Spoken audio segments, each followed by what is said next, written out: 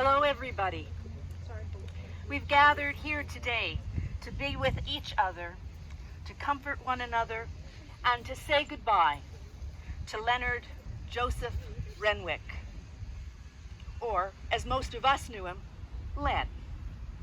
Beloved husband, father, stepfather, papa, brother-in-law, cousin, uncle, and indeed, friend and church member. Today is a day to acknowledge how much Len's life meant to each one of us. May God grant us grace that in pain we may feel comfort, in sorrow we may find hope, and in death we may find resurrection. Of course, this service is different than the one that we might have imagined, as it's been 3.5 months since Len died, and we wished to have been able to have a celebration of life service in the church, gathered with all of his church family as well. But sometimes we don't have the final say-so, and in spite of the fact that Len really wanted his service to be in church, I believe Len would have approved how we have handled it. And so I declare this space to be but an extension of Garnet United Church. My friends, we are standing in a place where everything speaks of death. And yet, it is in a place such as this that the resurrection of Jesus was first announced. The women disciples who went to his tomb on Easter morning were told, "You are looking for Jesus of Nazareth, but he is raised. He is not here." It was fitting that it was where death seemed to reign supreme that the good news of Jesus' resurrection was first heard. And as we place the remains of our brother Len in this grave, may the Lord in his goodness open our minds and hearts so that we may believe the good news of Christ's victory over death. Part of dealing with the death of a loved one is to begin to appreciate that that person continues to live on in a different way. One of the ways is through the blessings of our memories. By sharing stories of our loved one's life, we spark other people's memories. And as those memories are enhanced, we realize that the person, today Len, is always with us, that he lives on in our hearts. So today, we take some time to hear the memories. And so first, I would like to introduce Samantha, Len's granddaughter, as she shares some of her memories. This is just a little something my sister wrote. I would first like to start this letter off by thanking you all for being here today. I am sure that under normal circumstances there would be a much bigger crowd gathered here because I know that my grandfather touched the hearts of many people. Not only was he a cherished grandfather to me, my brother, and my sister, and many others, he was also an amazing father, loving brother, adored husband, and a great friend. I like to think that we are not here to say goodbye, not really at least. We're here to celebrate and share our memories with each other of a man loved by so many hearts and souls. Len will always be remembered as the jack of all trades in my eyes, and I'm sure in the eyes of many others as well. He was always seen at his woodworking table, crafting whatever he could. I will forever remember when he made me, my brother, and my sister the chest that we will no doubt have for the rest of our lives. And if he wasn't building, he was fishing, and boy did he fish. I think I can speak for everyone when I say that we all admired his passion for fishing. Always seen with Ron, his partner in crime, his love for fishing was and always will be something to be admired. The photos of him on a boat with a fish in his hands will always be my favorite. Len's passion, drive, work ethic, and especially his humor are just a few traits that made him such a special person to many. I think that I would also like to take this moment on behalf of myself and everyone else to thank him. He taught us many things and was always everyone's constant in life. I would also like to thank my papa on behalf of myself, my brother Mitchell, and my sister Samantha for raising the most strongest woman we know, our mom. We will always admire how much you two are the same. So thank you again, Papa. I don't think I can really put it into words just how much you meant to us. We, along with everyone else whose soul you've touched, will cherish your memories forever. I would like to end this with a quote from an author, Bruce Covell. Nothing you love is lost, not really. Things, people, they always go away sooner or later. You can't hold them any more than you can hold the moonlight. But if they've touched you, if they're inside you, then they're still yours. The only things you ever really have are the things you hold inside of your heart.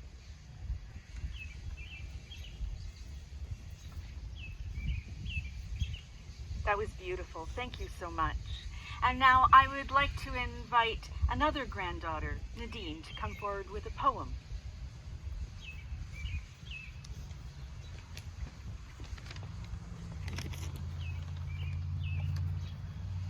Anew of a rapturous man, though little a workhorse, such unceasing contentment. That man's losses found credence, so no, it is not a matter of forgetfulness, times faced by affliction. Privation is not the case, when joys are grouped in sustenance. Fleeting moments are false, forged by our own sorrows on whim, something he lacked fortunately. We were and shall continue to be well financed, in prosperity by virtue of him. Altruism in its higher form, if we had the good fortune of discerning it. My knowledge is feeble. In chapter 1, what made such a man? Product of his design alike. The construction workers gather today, but we are not the sole operators. Let us succumb to ignorance. We are, at times, our favored commodities, idiosyncrasies, sentiments, but they lose lucidity, shined under tens, hundreds of ogling gleams. May that chapter remain mystery to us, not one sought answers to, for his memory is without index, neither by use of novels or documentary, solely ruminations of our own design, evoked by mellow curiosity. Prospect in the evidence we have accumulated, what lucky men we are, to have embraced our lip-splitting among him, regardless of shared residence or periodic inquiries on one state. And now, he is welcomed more warmly as he farewells, until we find you by the lake, pole in hand, the other extended beckoning hours.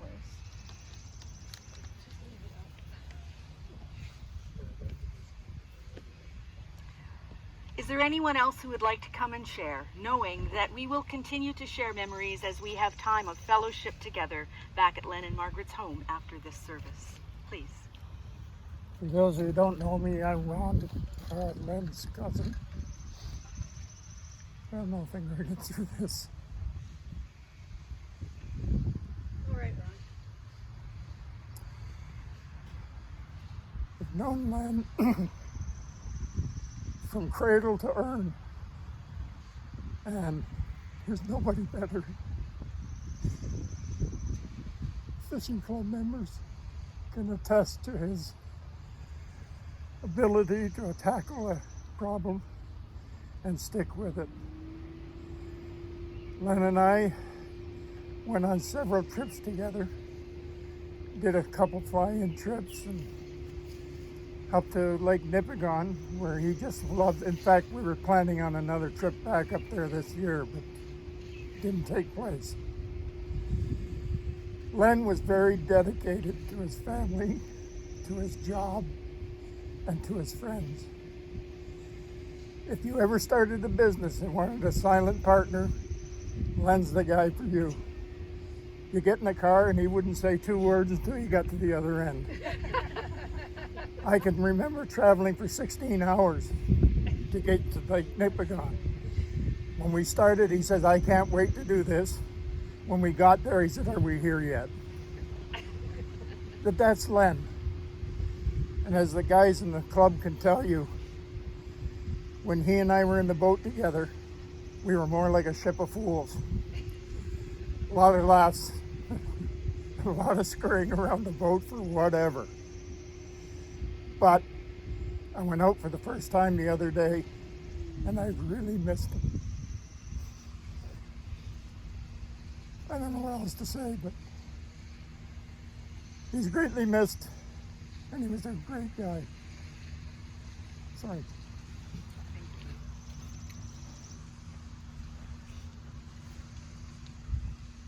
My friends, let us hear some scripture passages to help ground us in our time of Thanksgiving this afternoon. A reading from the book of Ecclesiastes. For everything there is a season, and a time for every matter under heaven. A time to be born, and a time to die. A time to plant, and a time to pluck up what has been planted. A time to kill, and a time to heal. A time to break down, and a time to build up. A time to weep, and a time to laugh. A time to mourn, and a time to dance. A time to throw away stones, and a time to gather stones together. A time to embrace, and a time to refrain from embracing. A time to seek, and a time to lose. A time to keep, and a time to throw away. A time to tear, and a time to sow. A time to keep silent, and a time to speak. A time to love, and a time to hate. A time for war, and a time for peace. And a reading from the book of Psalms, the poetry of the Bible, the 23rd Psalm. The Lord is my shepherd, I shall not want. He makes me lie down in green pastures, and he leads me beside still waters. He restores my soul. He leads me in right paths for his name's sake. And even though I walk through the darkest valley, I fear no evil, for you are with me. Your rod and your staff, they comfort me. You prepare a table before me in the presence of my enemies, and you anoint my head with oil. My cup overflows.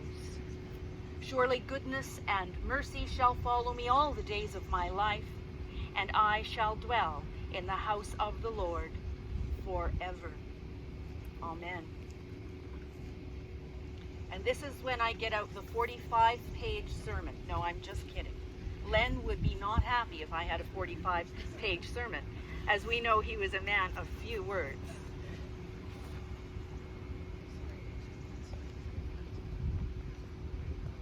First of all, most of you who are here today at Holy Sepulchre Cemetery in Burlington, paying tribute and helping to lay Len to rest, are family. Whether biological family or selected family, you are family. So on behalf of all those who are unable to be here today, they are watching this video, and I would like to express to you their condolences.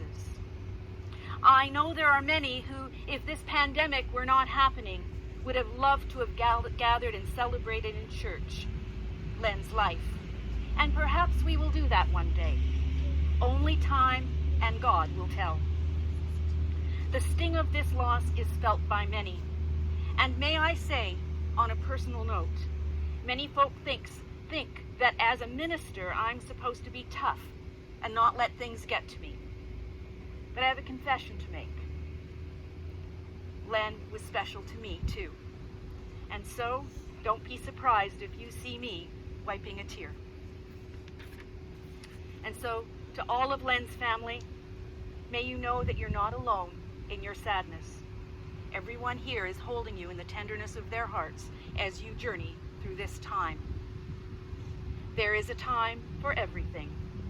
wrote the wise King Solomon, and a season for every activity under heaven, a time to be born and a time to die. And that, my friends, is what we're dealing with today.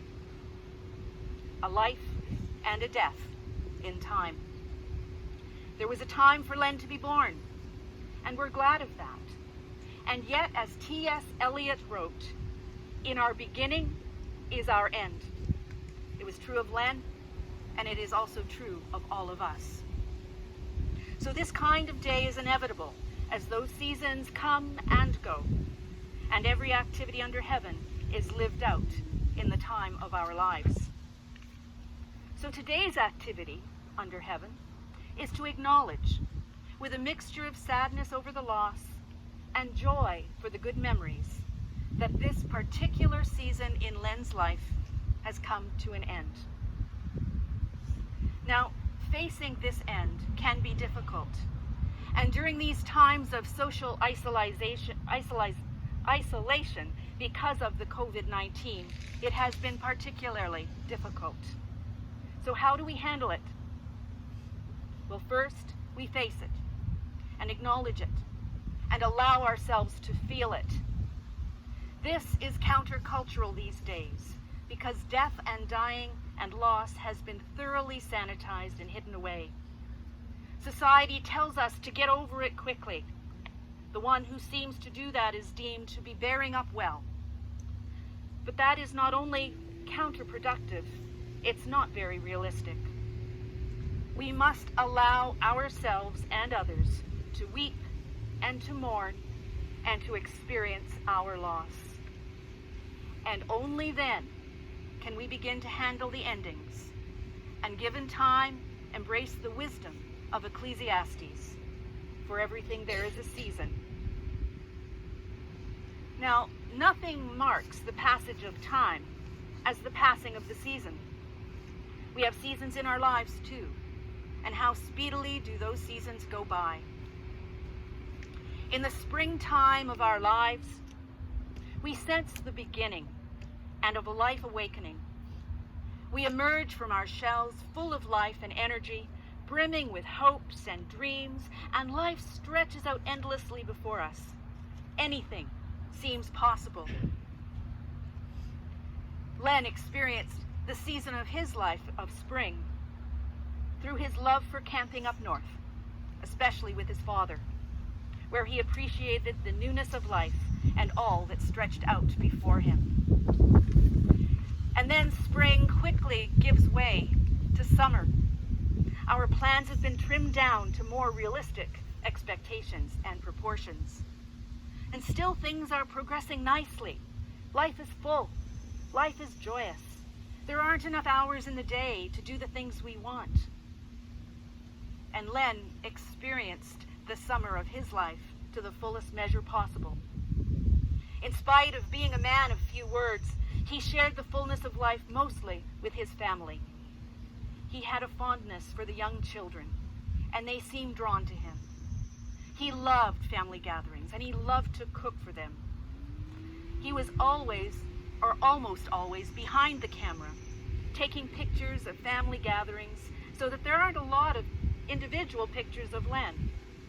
But let me tell you, as we gaze into those family pictures, Len's presence is felt. He was a hard worker, and as we heard, he loved woodworking. And he leaves behind some of what he created during his summer season: a large deck, a beautiful fireplace mantel, and a bar. He was an avid fisherman, as we have heard, and he shared that with his grandkiddies. Like the time he told them, enter every fish in the fish club except that one. One of his most favorite things to do was to spend time with his beloved wife, Margaret, especially traveling, sojourning with her to a number of places: British Columbia and Arizona and California, the Maritimes, Vermont, and more. But, alas, all too soon, summer dissolves into autumn, and our energy begins to wane, and life slows down. There is a joy, though, because we begin to reap the fruits of our rewards. But there's a sadness, because we begin to realize how fleeting our life is. Len experienced this season of his life the last few years as he struggled with his health. But he never gave up, still enjoying the fruits of his labors and still giving back. He continued to do a bang-up job smoking pot roast for Garnet's annual barbecue. And just last year, he was the winner of the first annual Garnet United Church. Please charge. Sorry. The first annual chili cook-off, even though he wasn't well. He loved sports, found pleasure in his loyalty to the Montreal Canadiens and watching NASCAR racing. He loved watching television, and I've heard that the TV remote was almost like an added appendage. Len held out hope, but was realistic as well, acknowledging that his time was coming to an end. And yet, often continued to articulate his favorite saying, Low battery. Please charge. not right now, maybe later. And finally, autumn is swallowed up by winter. Death is like winter. In nature's winter, despite all of appearances to the contrary, life does not cease. It merely goes underground. The outward dies, but not the core. And that happened for Len in March. I was very blessed to have been able to have the last conversation with him that morning, only hours before he died, where he shared with me the love he had for his dearly beloved Margaret, and how he was sad that he was going to leave her alone. We talked about his faith and how he had been raised Catholic and stepped away from his faith, but found it again when attending Garnet United Church with Margaret, and how happy he was to have found it. He knew he was in the winter of his life. As he mentioned in the Catholic Church that they had last rites, and wondered if I might be able to do something like that with him. I will tell you, that moment was a sacred and faith-filled time. As he prayed with me, and even though he was very weak, he held my hand with a firm grasp. He knew the seasons of his life were coming to an end, and he made peace. Often, we feel sad at the onset of winter, but we're not too despondent because we know that spring will renew everything again. In the same way, we are sad when the winter of death claims the life of our loved one. Nevertheless, we do not need to be overwhelmed. What sustains us is our faith in Jesus, the resurrection, and the life. And just as the expectation of spring takes the sting out of winter, the resurrection of Jesus takes the sting out of death for us.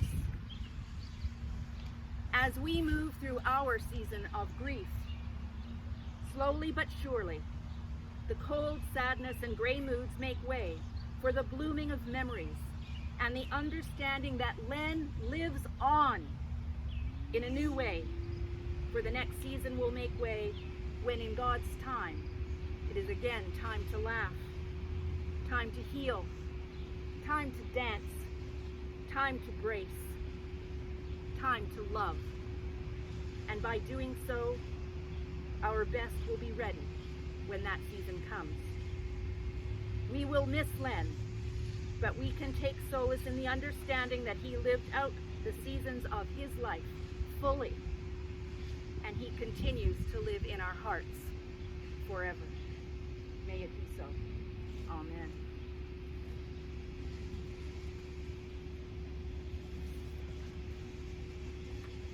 Would you bow your heads and pray with me? God of mercy and compassion, your Son died and his body was placed in a tomb.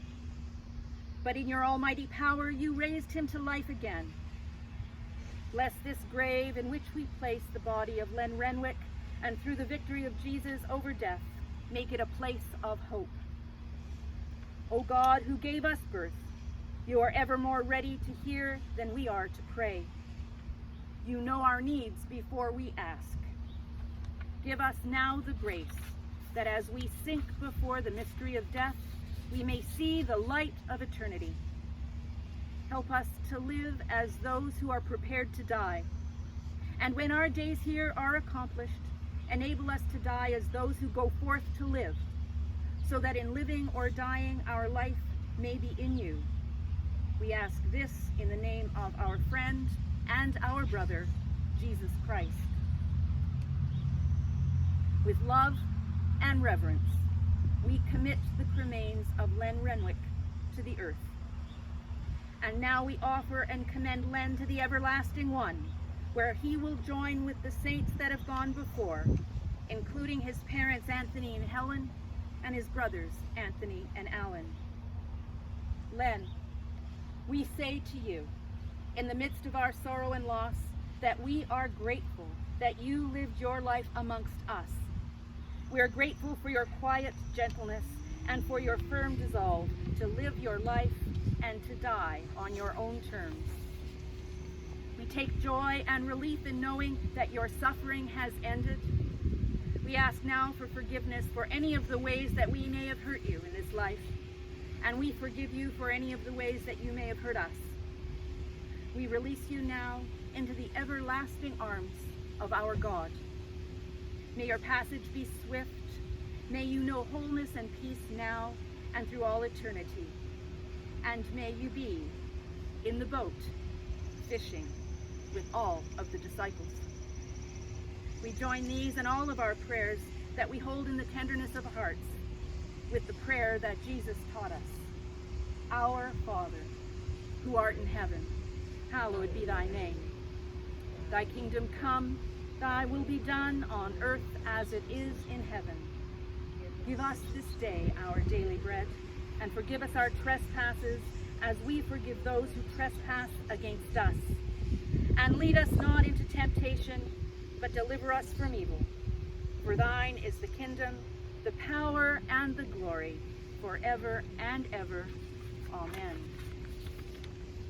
I now invite the family to come and lay flowers at Len's final resting place.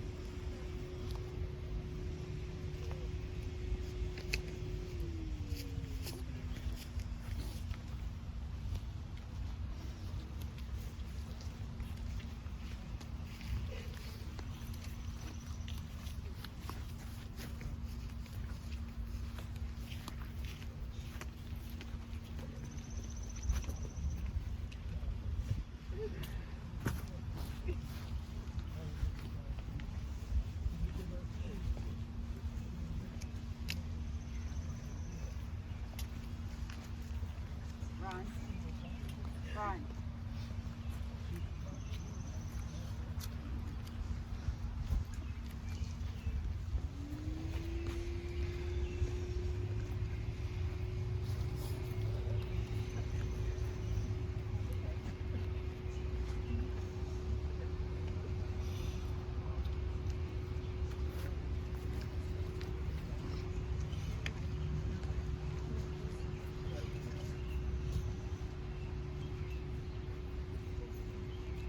Len, may you be at ease.